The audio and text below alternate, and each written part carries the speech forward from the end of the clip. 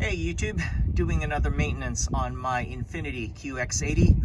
On today's video, I'm going to be replacing the airflow sensor. Easy to do, just right here. Okay, let's disconnect the battery. Negative post. Hang tight. Press and pull.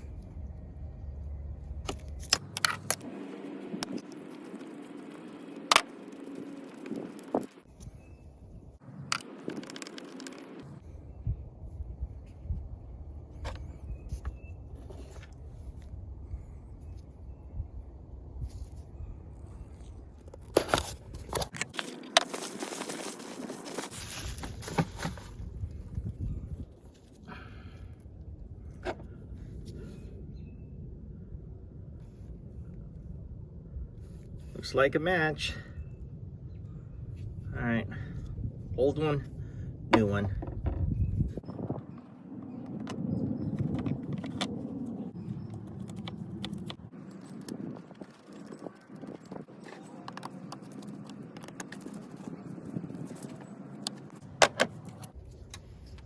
Slap it back on. Good to go. Let's connect the battery.